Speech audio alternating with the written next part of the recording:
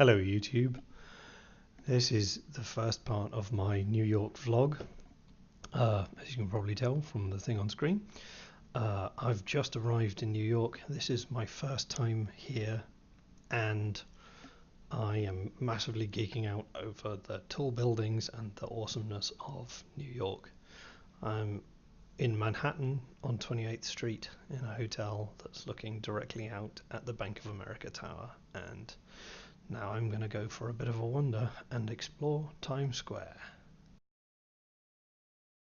I'm in Times Square. I don't know if you can hear me. I hope so. It's friggin' massive. And so bright. And so cool. I love it. It's amazing. Millions of people. I love it. It's so cool. So yeah, Times Square. It's amazing. So yeah. About as busy as I would expect and full of tourists like myself.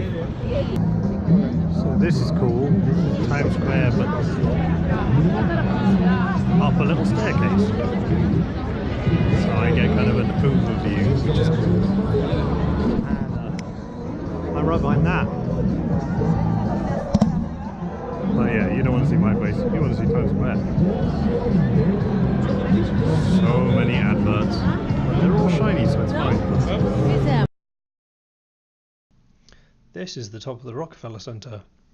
Directly in front of me is Central Park, that giant dark area.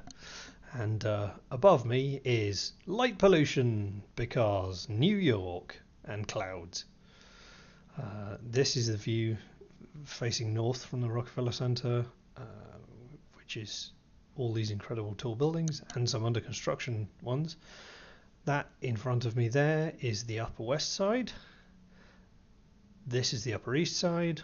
There are some bridges which you can't see, more bridges which you can't see, and over there is New Jersey on the other side of the Hudson.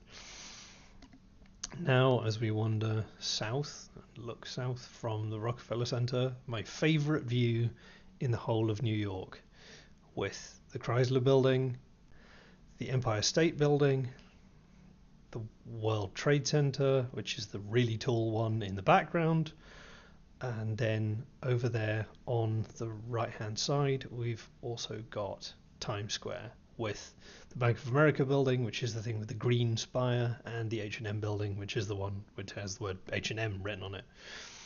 The Empire State is dark at the moment at the top because it's currently Earth Week, and so they're being energy conscious and not wasting electricity, but that's normally lit up at the top rather than dark, and it's usually lit up in some interesting colors. Behind it in the far distance is the World Trade Center, which is unbelievably far away. It's something like a few miles from where I'm stood, 1 or 2, maybe 3 miles away, but it's just massive, and so it's an incredible sight. There are 2 buildings here facing north that are currently under construction, but what I'm trying to point out at the moment is just how unbelievably high up we are. We're something like 72 stories above the ground, and it's really difficult to get a perspective of just how high up that is. But these giant glass panes are there because this fence is all that would otherwise protect you from a extraordinarily long fall down to ground level. So this is an amazing sight. You can see there on the right there's a building which has a crane on it. That crane is going to eventually make that building taller than any of the other buildings in New York. This is my all-time favorite building, the Chrysler Building. I absolutely love it, and this view is definitely the coolest view in New York. I'd much rather go up the Rockefeller Center than the Empire State, because here you get to see the Empire State. Morning. I'm in New Jersey. That's New York on the other side of the Hudson. Apparently this morning it's partly cloudy. You could have fooled me. It's quite a lot of cloud for partly, but never mind. I mean, above the cloud, above the fog, it's partly cloudy, but never mind. It's meant to clear up at midday, which is good. because I'm in New Jersey to get over there. There's a boat called Statue Cruises, because I'm going out to the Statue of Liberty, which will be fun, I hope, and hopefully the fog will clear while I'm on the Statue of Liberty so I can actually see Manhattan from it, rather than, well, this. This in front of me used to be a railway station that when you arrived in America, I guess you'd get on this train, but it ended up that building a train station right by the entrance to everything was kind of dumb, and so eventually it just got decommissioned, because this is a silly place for a train station to be. They've got to build a city around it, and then they couldn't fit the city around it, so it got left.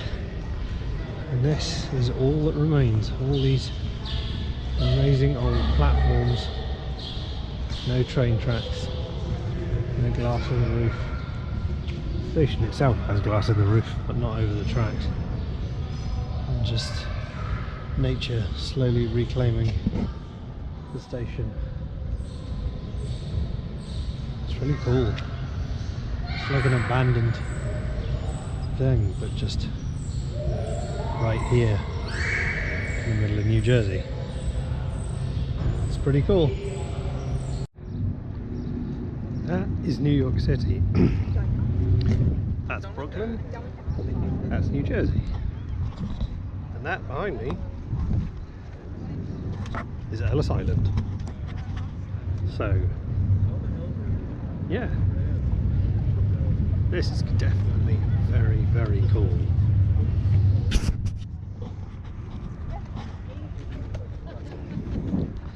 Ellis Island was the place where immigration into the United States through New York happened for a long period in the early 20th century, and